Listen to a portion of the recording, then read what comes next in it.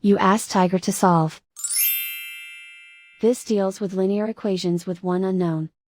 The final result is x equals -35.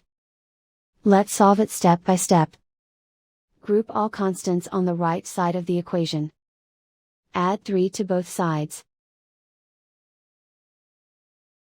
Simplify the arithmetic.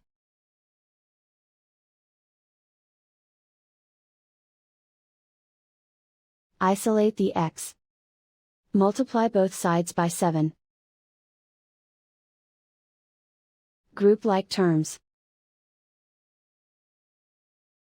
Multiply the coefficients. Simplify the fraction. Simplify the arithmetic.